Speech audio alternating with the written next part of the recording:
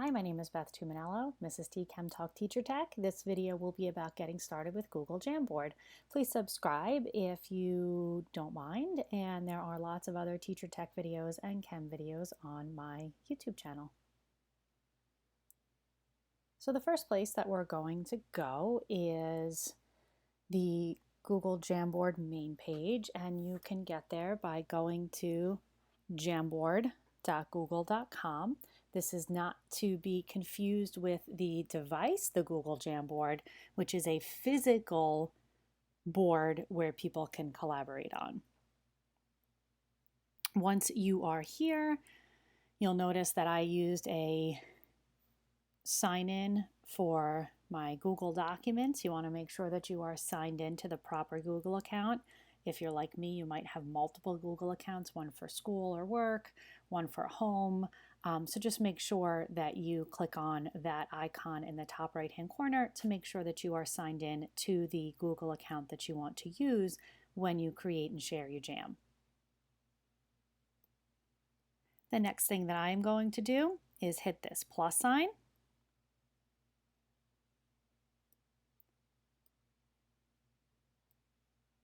And when I hit the plus sign, it opens an untitled jam. So I do like to go ahead and make sure that I title my jam. So this one is going to be Practice Jam. And then just some of the really cool features that Jamboard has would be over here. Okay, this is where you get your toolbar from for Jamboard. And you can write directly onto the Jamboard using a pen. There are different pens to choose from and different colors. So this is a bluish paintbrush, kind of like a watercolor brush. There is more of a calligraphy type pen. Another, this is more like a marker, and then finally one that's more like a regular thin tip pen. The other thing that you can do is that you can go through and you can erase with the eraser, or you can hit this undo button up here, and when you tap the undo button, you can get rid of whatever you've most recently done. You can also hit clear frame if you want to get rid of everything that's been on there. We can add sticky notes, and we can type on the sticky note.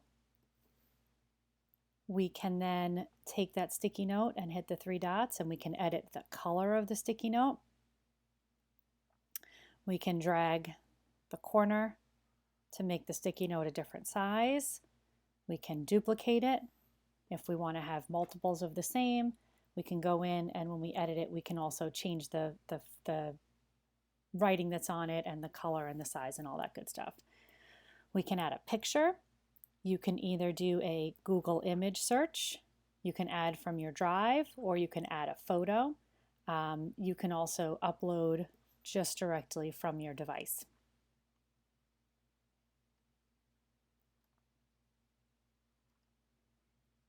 If you're screen recording and you want to highlight something and show something, but you don't want to actually write it, you can have the laser pen, okay, and it'll kind of circle it and show it just for a second to show where you are bringing them. So if I want to say, okay, look at this one, I can highlight that one, or I'm just writing on the screen here, over here. Now, the writing on the screen that I am doing, I am using, sorry, dropped my pen. I'm using a program.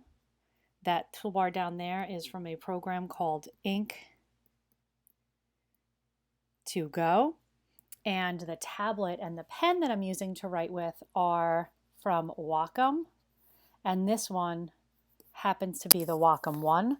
I usually do my videos with a Wacom Intuos, but I recently got my Wacom One and I'm really enjoying it. However, you can use your mouse to control these tools. So you can write with your mouse, or if you do have a touchscreen device such as an iPad or a touchscreen Chromebook or a touchscreen laptop or even a trackpad, you can use that also for writing on this screen. The other things that you can add, there are different backgrounds that you can add. You can make dot paper as your background. You can make lines if you want it to look more like paper. There are two different types of grids, and I'm just clicking on background to get there. There's a nice blue background and even a black background. The black background makes the colors really pop nicely. In order to use this in your classroom, you can use it as a way for screen sharing if you want your students not to be watching you live, but just listening to your audio feed. You can share. And when you hit share, if you want them just to be able to watch what you're doing, you will copy the link and they will be a viewer. If you want people to be able to write on the Jamboard along with you, you would have to change this viewer to editor. And if you change the viewer to editor, people with the link can write on the Jamboard with you. If you just want them to watch your live writing, you would change them to a viewer. So this was just a little bit of an introduction of the Google Jamboard. Thank you for watching. This is Mrs. T Chem Talk Teacher Tech. Please subscribe. Thank you.